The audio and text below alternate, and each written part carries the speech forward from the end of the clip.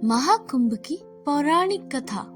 क्या है कुंभ मेले का पौराणिक रहस्य? जय श्री कृष्णा दोस्तों। कुंभ मेला भारतीय संस्कृति और आध्यात्म का सबसे बड़ा उत्सव है। यह केवल धार्मिक आयोजन नहीं बल्कि एक ऐसा पर्व है जिसमें लाखों लोग अपनी आस्था और विश्वास के साथ भाग लेते हैं। कुंभ मेले का आयोजन हर 12 वर्षों में 4 पवित्र स्थानों प्रयागराज, हरिद्वार, उज्जैन और नासिक पर होता है। इन स्थानों को पवित्र इसलिए माना जाता है क्योंकि यहाँ समुद्र मंथन से प्राप्त अमृत की कुछ बूंदें गिरी थी। कुंभ मेले की कथा का संबंध समुद्र मंथन से है, तो आइए जानते हैं क्या है कुंभ मेले का पौराणिक रहस्य। कुंभ मेला इतना विशाल और भव्य होता है कि अंतरिक्ष से भी देखा जा सकता है, लेकिन हमारे मन में यह सवाल जरूर उठता है कि यह इतना विशाल, भव्य और प्राचीन आयोजन आखिर कहां से शुरू हुआ होगा और इसके पीछे का इतिहास क्या है? क्या इसका उल्लेख भारतीय वेदों, पुराणों और धर्म ग्रंथों से मिलता है या फिर इसके पीछे कोई और गहरी और रहस्यमय कहानी छिपी है? और सबसे रोचक और आश्चर्य वाली बात यह है कि कुंभ मेले के शाही स्नान का पहला अधिकार केवल नागा साधुओं को दिया जाता है, जबकि अन्य साधु संतों को उनके बाद स्नान करने का अवसर मिलता है। इस विशेष परंपरा के पीछे एक अद्भुत इतिहास छिपा है जो नागा साधुओं को इतना विशिष्ट और सम्माननीय बनाता है। महाकुंभ का आयोजन प्रयागराज के त्रिवेणी संगम से होता है जहाँ गंगा, यमुना, सरस्वती नदियों का संगम माना जाता है। लेकिन यहाँ केवल गंगा, यमुना ही दिखाई देती है। आखिर सरस्वती नदी क्यों नहीं दिखाई देती? तो क्या कलयुग में सरस्वती नदी अदृश्य हो गई? यह केवल एक धार्मिक मान्यता है या इसके पीछे कोई गहरा धार्मिक रहस्य या वैज्ञानिक रहस्य छिपा हुआ है? और प्रयागराज में स्थित अक्षयवट, जिसे अमर वृक्ष माना जाता है, जो सृष्टि के विकास और प्रलय का साक्षी रहा है, इसके पीछे का इतिहास और महत्व क्या है? 2025 के महाकुंभ में भारत के 13 प्रमुख अखाड़े हिस्सा लेने वाले हैं। अखाड़ों का इतिहास और उनका महत्व क्या है? इन सभी सवालों का जवाब और महाकुंभ अनसुने रहस्यों को जानने के लिए हमारे साथ अंत तक जुड़े रहिए, क्योंकि यह केवल एक मेला नहीं बल्कि आस्था, विश्वास और संस्कृति का संगम है। प्राचीन ग्रंथों में कुंभ मेले का स्पष्ट उल्लेख नहीं मिलता, फिर भी इसे भारत का सबसे बड़ा तीर्थ माना जाता है। यही नहीं, इसे यूनेस्को ने मानवता की सांस्कृतिक विरासत की सूची में भी शामिल किया है, जो इसकी ऐतिहासिक और सांस्कृतिक महत्व को दर्शाता है। कुंभ संस्कृत का ऐसा शब्द है जिसका अर्थ होता है कलश या घड़ा। लेकिन अब सवाल यह उठता है कि अगर कुंभ मेले पानी का घड़ा है तो यह इतना बड़ा और विश्व विख्यात त्योहार कैसे बन गया? दोस्तों, इस वीडियो में हम आपको महाकुंभ के आरंभ से लेकर अभी तक की पूरी यात्रा के बारे में बताएंगे। कुंभ मेले का इतिहास के बारे में बताऊंगी और यह भी बताऊंगी कि यह किस प्रकार से शुरू हुआ। इसमें मैं आपको एक कहानी सुनाऊंगी जिसके माध्यम से आपको पता चलेगा कि कुंभ मेले का आयोजन किस प्रकार किया गया था।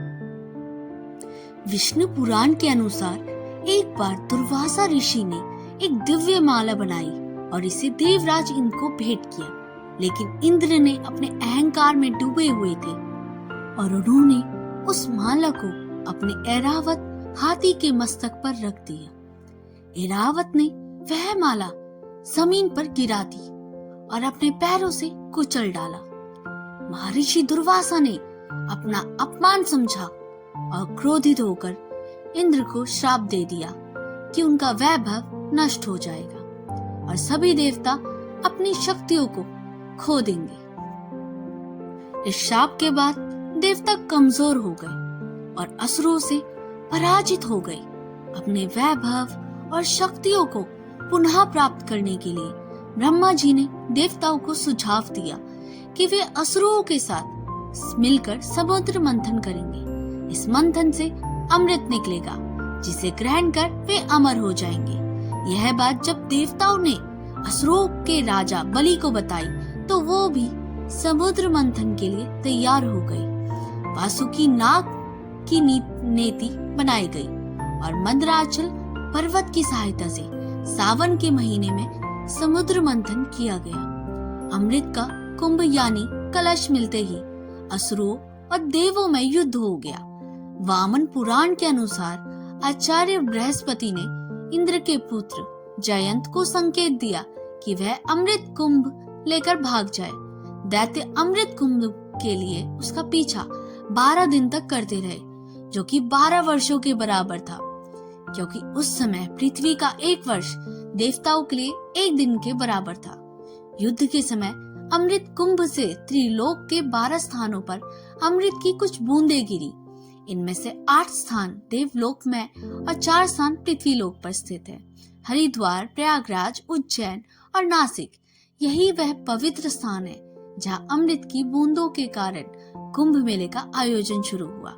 लेकिन कहानी का सबसे महत्वपूर्ण हिस्सा, जिसे जानना आपके लिए बेहद जरूरी है, अभी भी बाकी है। श्रीमद् भगवत पुराण के अनुसार कुंभ का जो विवरण है उसके अनुसार सागर से समुद्र मंथन में 14 रत्न निकले थे, जिनमें सबसे पहले हलाहल या कालकूट विष निकला था। इस विष की ज्वाला इतनी तीव्र थी कि सभी देवता और दानव इससे जलने लगे। तब भगवान शिव ने देवता और दानव की समस्त सृष्टि की रक्षा के लिए विष को खुद पी लिया था। विष की तीव्र जलन के कारण शिवजी जी का कंठ नीला पड़ गया था, इसलिए शिवजी जी का एक नाम नीलकंठ पड़ गया। विष की ज्वाला को कम करने के लिए सभी देवताओं और दानवों ने शिवजी जी को शीतल जल चढ़ाया। इसके बाद उनके शरीर का ताप और जलन कम हुआ। यही कारण है कि सावन में शिवजी जी का जलाभिषेक किया जाता है। ऐसा कहा जाता है कि जब शिवजी जी ने समुद्र मंथन से निकले हलाहल विष को ग्रहण किया तो उसकी कुछ बूंदें धरती पर भी गिर गई। जिन घास की पत्तियों पर वह बूंदें गिरी उन्हें सांप ने चाट लिया, जिससे सांप की जीभ बीच से कट गई थी। वहीं कुछ विष की बूंदों को बिच्छू और अन्य विषैले जीवों ने भी ग्रहण किया। इसी कारण यह जीव जहरीले हो गए। इसके बाद कामधेनु गाय, उच्चय, श्रवा, घोड़ा, ऐरावत हाथी, कौस्तुभ मणि, कल्प वृक्ष, अप्सरा रंभा, माता लक्ष्मी, वारुणी, चंद्रमा, 5 जन्य शंख, पारिजात वृक्ष और शारंग धनुष अमृत कलश अर्थात अमृत कंभ निकला, जिसे विश्व मोहिनी बनकर भगवान विष्णु ने देवताओं को पिला दिया। इसकी बूंदें हरिद्वार की गंगा नदी, प्रयागराज की त्रिवेणी संगम, गंगा, यमुना और सरस्वती, उज्जैन की क्षिप्रा नदी और नासिक की गोदावरी नदी में गिरी। जहां अमृत की बूंदें गिरी वहां कुंभ मेले का आयोजन शुरू हुआ। प्रयागराज में जहां महाकुंभ का आयोजन होता है वहां गंगा और यमुना का संगम तो साफ देखा जा सकता है, लेकिन सरस्वती नदी दिखाई नहीं देती। फिर भी इसे त्रिवेणी संगम कहा जाता है। तो दोस्तों, हम इस सवाल का जवाब जरूर देंगे कि सरस्वती नदी अदृश्य क्यों हो गई। इसके पीछे की वजह जानने के लिए हमें इतिहास और पौराणिक कथाओं का झांकना होगा। महाभारत के शल्य पर्व में सरस्वती नाम से नदियों का उल्लेख मिलता है। श्रीमद् भागवत पुराण में सरस्वती नदी के प्रवाह और उनके स्थानांतरण की एक रोचक कथा का वर्णन है। पुराणों के अनुसार प्राचीन काल में सरस्वती नदी स्वर्ण भूमि में बहा करती थी। कालांतर में इस भूमि का नाम स्वर्ण राष्ट्र हो गया और धीरे धीरे यह सौराष्ट्र कहलाने लगा। उस समय सौराष्ट्र का क्षेत्र प्राचीन मारवाड़ तक फैला हुआ था और सरस्वती नदी इसी भूमि से प्रवाहित होती थी। यहाँ नित्य सरस्वती की पूजा और अर्चना होती थी। लेकिन समय के साथ इस प्रदेश के लोग यवनों के संपर्क में आ गए और उनके आचार विचार को अपनाने लगे। इससे दुखी होकर सरस्वती जी ब्रह्मा जी से अनुमति मांगी और मारवाड़ और एवं सौराष्ट्र छोड़कर प्रयाग में आकर वास करने लगी। कहा जाता है कि सरस्वती नदी यहाँ से चले जाने के बाद यह समृद्ध भूमि धीरे धीरे मरुस्थल में बदल गई और यही मरुस्थल आज राजस्थान के नाम से जाना जाता है। हाल ही में जैसलमेर जिले के मोहनगढ़ में बोरवेल की खुदाई के दौरान अचानक पानी का सैलाब बाहर निकल आया। पानी का प्रेशर इतना ज्यादा था कि लोग इसे देखकर अचंभित रह गए और इस घटना को लेकर चर्चा तेज हो गई। क्या यह प्राचीन सरस्वती नदी का पानी है? क्योंकि इतिहास के अनुसार सरस्वती नदी जो लुप्त हो गई उसका रूट यहीं से होकर गुजरता है। ऋग्वेद में सरस्वती नदी को अन्वकवती के रूप में वर्णित किया जाता है। इसे समृद्धि और जल की देवी के रूप में पूजा जाता है। ऋग्वेद में बताया गया कि सरस्वती नदी यमुना के पूर्व और सतलज के पश्चिम में प्रवाहित होती थी। महाभारत में इस नदी को कई नामों से जाना जाता है। सरस्वती नदी मरुस्थल में सूख गई थी। महाभारत के विवरणों में भी इसके विलुप्त होने का वर्णन है। यही वह नदी है जिसके किनारे ब्रह्मवर्त और कुरुक्षेत्र जैसे प्राचीन स्थल बसे हुए थे। महाभारत में यह भी उल्लेख मिलता है कि बलराम ने द्वारका से मथुरा तक की यात्रा सरस्वती नदी के माध्यम से की थी। इसके अलावा यादवों के पार्थिव अवशेषों को इसी नदी में प्रवाहित किया गया था। इन विवरणों से यह स्पष्ट होता है कि सरस्वती नदी एक विशाल और महत्वपूर्ण नदी थी जो न केवल धार्मिक और सांस्कृतिक महत्व रखती थी बल्कि यातायात और परिवहन के लिए भी उपयोगी थी। वैदिक काल में यह और नदी का उल्लेख मिलता है जिसे द्विद्वती कहा जाता है। यह सरस्वती नदी की सहायक नदी थी और हरियाणा से होकर बहती थी। समय के साथ जब भीषण भूकंप आए और हरियाणा तथा राजस्थान की धरती के नीचे से पहाड़ ऊपर उठे तो नदियों का बहाव बदल गया और दृष्टवती नदी ने अपनी दिशा बदल दी। आज इसे यमुना नदी के नाम से भी जाना जाता है। यह सरस्वती नदी के साथ मिलकर बहने लगी और इसी कारण प्रयागराज में 3 नदियों के संगम को त्रिवेणी संगम कहा जाता है। महर्षि वेद व्यास ने इसे तीर्थराज प्रयाग का नाम दिया जो गंगा, यमुना और अदृश्य सरस्वती के संगम का पवित्र स्थल है। यह स्थान न केवल धार्मिक बल्कि ऐतिहासिक और सांस्कृतिक दृष्टि से भी अद्वितीय है।